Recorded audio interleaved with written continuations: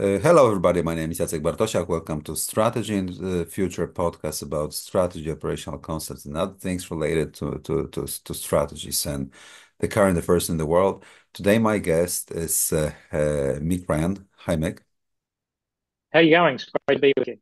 Mick Ryan is a very well-known expert on military, retired Major General, also the senior military analyst at 𝗻𝗈 Institute in Australia, a very famous person, author of books, both in Ukraine, just released books about war in Ukraine. I just downloaded prior to our recording, and also a novel about the coming war over Taiwan. We will have a few words about those books as well.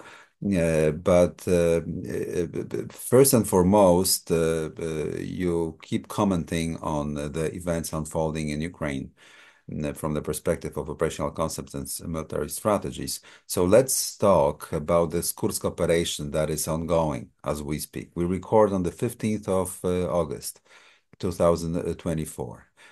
What are your general thoughts and maybe uh, observations as to, I mean, lessons learned maybe. So far we've been into 8 or 9 days of this operation. What are the lessons learned for both Russians and Ukrainians, and also for us in the West? Mm. Well, I think there's a couple of initial lessons. The first one, I think, is that surprise is still possible in an era when too many people talk about a transparent battlefield that's anything but transparent. Surprise is still possible, and the Ukrainians have surprised us multiple times in this war. I mean, we shouldn't be surprised that surprise is still possible. So I think that's an important insight. Secondly, I think that it demonstrates that Ukraine is desperate to change the status quo in this war. It wants to change the trajectory of the war because it knows an endless defensive campaign doesn't work for it. It needs to get back on the front foot, and it needs to seize a strategic initiative. And this is a very big swing in an attempt to do that. I think a third lesson is that the Ukrainians continue to learn and adapt. They've learned from the mistakes and the failure of the 2023 counteroffensive, including areas like using experienced forces in these operations, not green ones, have better EW and air defense, and attacking Russia where they're weak and not where they're strong. So I think these are key lessons. Another one might be that the Russian command and control system still has a propensity to not tell the whole picture to President Putin, to not pass along key information. And it has a whole lot of weak points because the emphasis is on those who are loyal to Putin, not those who are very good military professionals. So I think that's a lesson. And finally, deception matters. It's an art that I think in the West we've kind of forgotten a lot since the end of the Cold War. The Ukrainians have clearly engaged in a very sophisticated deception campaign over the last few months, and it worked for them. Mm. Yeah, speaking of deception and also transparency of the battlefield, can we distinguish between the obvious transparency of the tactical scale of the battlefield when if the defenses and the lines, both lines are static and there is a density of sensors, so it's transparent, but still due to contamination, media, digital world, you can also contaminate operationally. You can contaminate the arena of media with so many details that it contaminates the general picture that creates a possibility for operational surprise, kind of. Yeah, and I think Mm. also the Russians managed to do that. Right prior to the war in 2022, when they surprised Ukraine defense, both from the north direction against Kiev and also in Zaporozhye, right? Kind of. And even they lured us, yeah, into sometimes thinking that maybe they would not undertake such a massive assault. So I understand that this truth still holds, and the Kursk operation also confirms that, yeah? No, absolutely. And as late as Russia's Kharkiv offensive, they still achieved surprise air because they struck earlier than Ukraine expected them to. So there's a lot of different ways you can achieve surprise, and doing something quicker or slower than your enemy expects is one of those ways. Yeah, I would like to confront you with the thinking that we increasingly have in Poland, of course, being very close to it, and in the intermarium being interested in the outcome, and with two ideas or two thoughts. I wonder what you think. First of all, is that the depth and intensity and uh, capabilities that the Ukrainians showed in this Kursk operation might have really emotionally moved Lukashenko. Because if the Ukrainians decided for some reason, theoretical, did the same thing to Belarus, given the depth, given the scale, the days of Lukashenko could be numbered. And also there was this reporting that he moved out the troops from the border, he moved them back, creating either the chances or, no chances. It's unconfirmed, yeah. But basically what we are thinking in Warsaw these days is that the intermarium is one huge battlefield where the spinning effect, this Corbett's fleet and being concept, can be applied to different aspects, even for the NATO member. To pin down the troops. And that creates two effects. First of all, is that the stake of Belarus will be decided also by the outcome of this war. And the Ukrainians, once the architecture is broken and everything is on the table, including attacking proper Russia, then, also there might be some sort of strategic dilemmas for Belarusian leadership. And also that the spillover effect, that uh, this kind of things in intermarium have a potential of spillover effects because of the correlation of force and the balance of force in the old theater between the Baltic Sea and the Black Sea. Imagine that the Polish troops suddenly move out of barracks and doing pinning effect of Belarusian forces. We would help Ukrainians a lot, by diverting the Belarusian interest from the northern Ukrainian border. What are your comments on that? Yeah, I think it's a really interesting insight because we tend to look at the effect on Russia and not other countries around the region. I mean, it might have an impact on Moldova as well. But Belarus, I think, is a fascinating country because if the Ukrainians have proved they can threaten Putin, what could they do to the Belarusian leader? I mean, at the end of the day, he does not have a very big military. He doesn't have the strong support of the Belarusian people, clearly. So he must be looking at this thinking, boy, I hope they don't do this to me because he would be in big trouble. So I think that's a really interesting insight. Yeah, certainly NATO forces need to be, I think, forward postured. I think you've seen that over the last few years, firstly with battle groups being forward deployed. That's been plussed up to brigade size organizations in places like Latvia and elsewhere in Poland and other countries across NATO. And that is really giving the Russians a lot of problem because there's NATO forces of larger size and more capability in areas that it hasn't seen for 30 years, that it hasn't had to match its forces with. So that is going to be a major draw on the Russians. It's a clever NATO strategy. It's not cheap, but it's way cheaper than having to fight a war against Russia. Yeah, and sure, and that brings us to another observation that we're having in Warsaw, and I wonder what you think, is that let's think about the Russian response. How could they respond to this Kursk incursion, let me put it that way?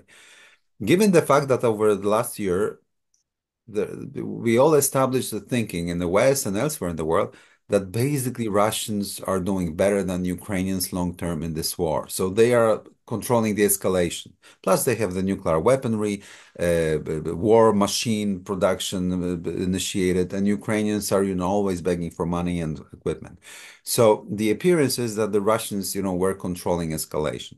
So right now, apparently, they were they are not in control of escalation. So what usually in strategy, this theoretically stronger party is trying to do to limit the effects of such action against Kursk, either horizontal or vertical escalation to demonstrate the power.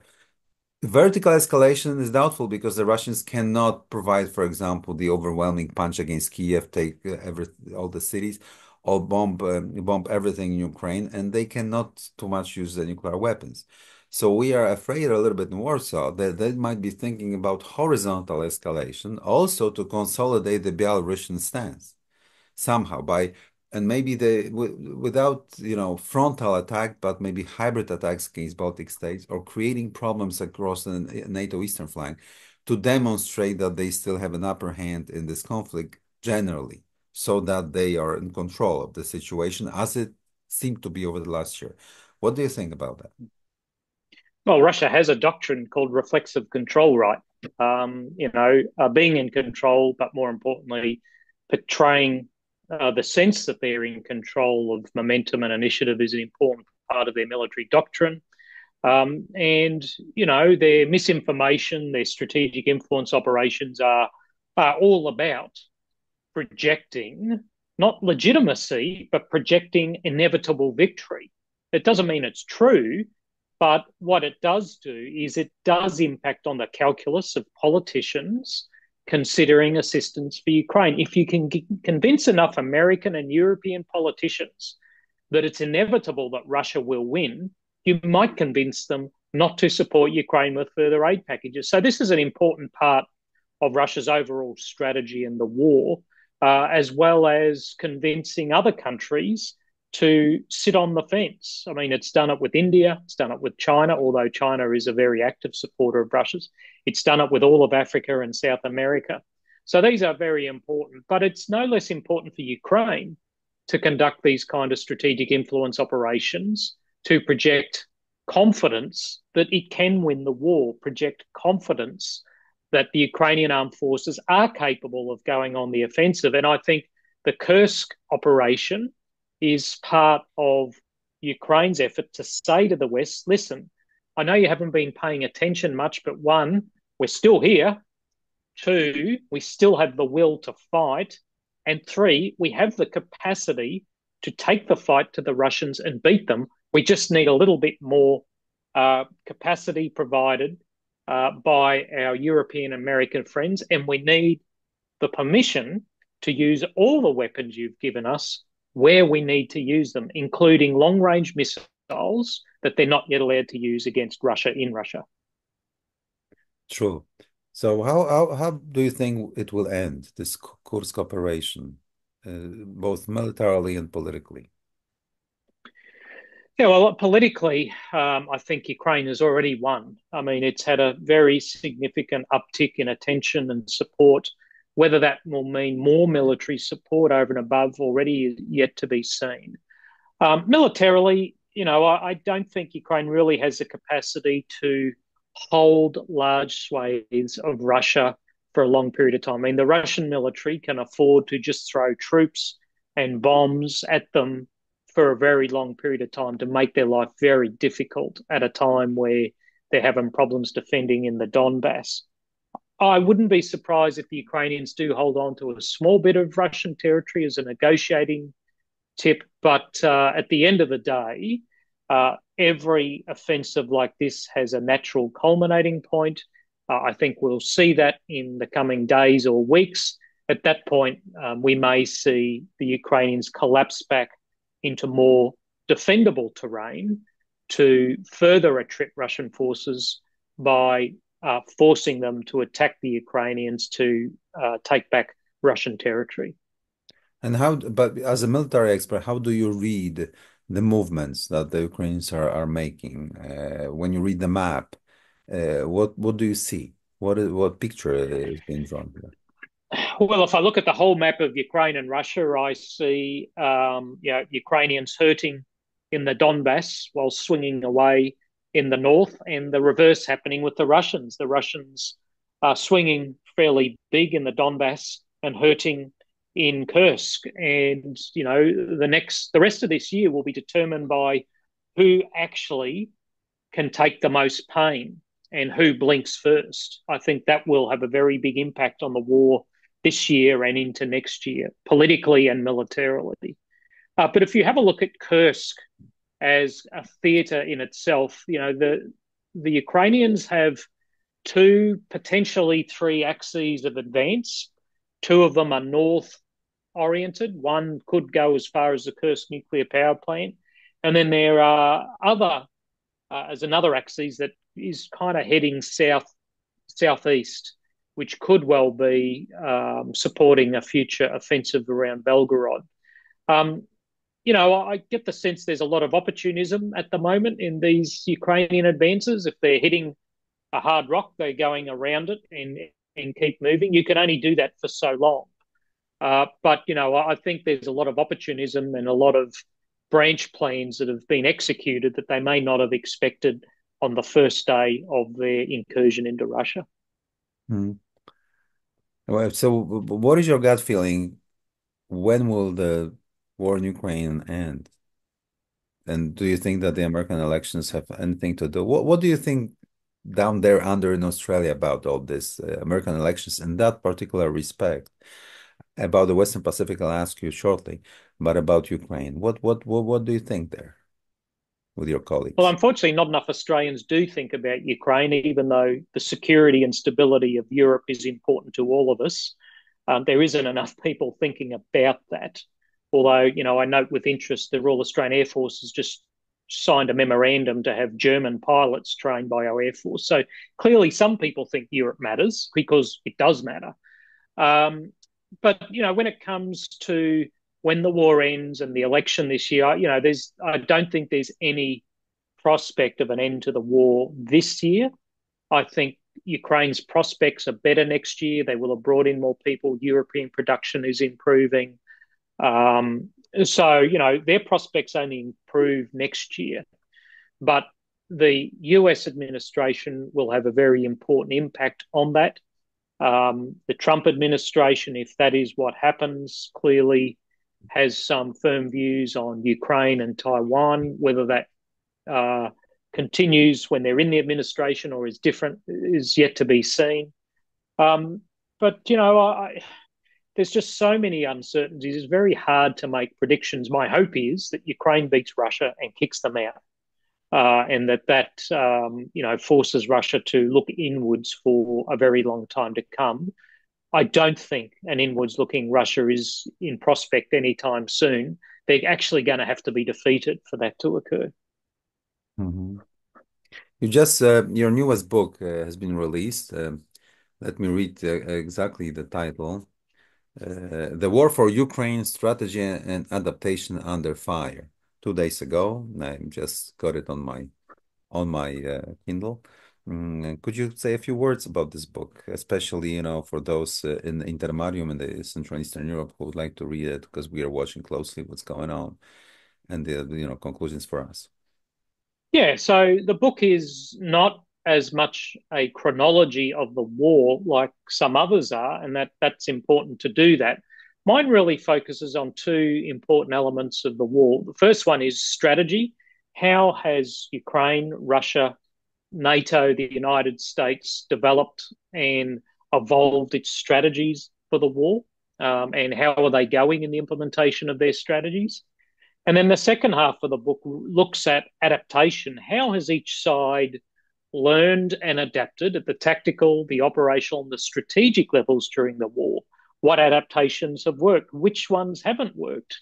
And what were the key pre-war institutional foundations that the Russians and the Ukrainians possessed that allowed them to begin the process of learning and adaptation once the war began? And the book contains some lessons for other military institutions about strategy and adaptation that I hope they might find useful. Hmm. Last year, you also wrote a book about war over Taiwan. It was a novel, and in the introduction, you explained why you decided to write a novel, although at the beginning we had been thinking about writing a nonfiction book about the future. So Why did you decide to write this book? Not as a novel, but basically about Taiwan, because, really you fear that the war is coming there. What do you think about all this in Australia? Yeah, there's a couple of reasons why I wanted to write it. Firstly, having written and published War Transform, which was looking at future warfare the year before, I wanted to apply that to a specific scenario. So, well, what would this actually mean in reality? And Taiwan was the most obvious one to me. Secondly, Taiwan is a very consequential country. It's a prosperous and vibrant democracy that has a very important role in global trade and technology. It's kind of like Ukraine, a precious democracy next door to a big predatory authoritarian that we should help defend.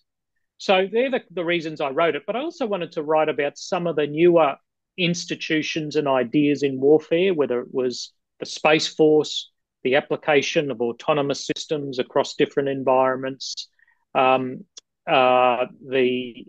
like Marine littoral regiments. But importantly, how would people act in this environment of very different technologies, very different signature management approaches? What were the new tactics and organizations that might be required? So they all kind of went into developing this story about a Chinese attack on Taiwan and how countries like America and Japan responded to that. It was a lot of fun, but it was a lot of work to do the research. Yeah. The main difference between that book and other non-fiction books is when you hit a brick wall in fictional accounts, you can just make stuff up. You can't do that in War Transformed or the War for Ukraine. You have to be evidence-based. True, evidence-based, but at the same time, there is a great need for kind of speculation, which is a food for thought as to the transformation of the war. Maybe not in its nature, but its kind of character and manner that, for example, Polish army should be looking into, since we need to reform, we need to field a new force that will be corresponding to the current battlefield and the future battlefield. So this is a major challenge, I think. That's why I highly recommend reading both books that we mentioned by my guest, Mick Ryan. But so, just the last question. So what do you think generally within the next 5 years? What are the two most important not observation, but trends in the war that we should pay attention to in Warsaw?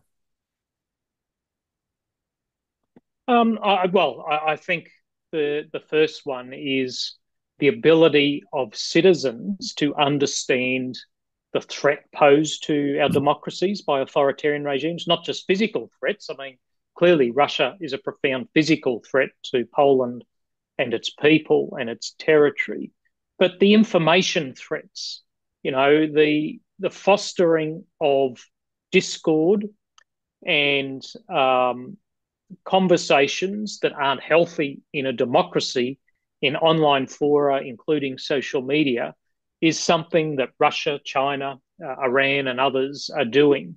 So I think that's really important that people understand those threats and understand that we need to resource military and other national security entities to confront those threats. That's, I think, a big one. And then I think a second really important one is, are military institutions in the next decade going to be busier preparing for a large-scale war or dealing with some of the accelerating impacts of global climate change? I think we are starting to see some very impactful outcomes of global warming, and we could see some shifts occur very quickly. And everything we think about the global security environment could be upended by changes in the amount of ice at the top and the bottom of the world alone. So I think they're two trends that are interesting to me that I'll be watching. And I know climate change isn't really about war, but it could cause wars.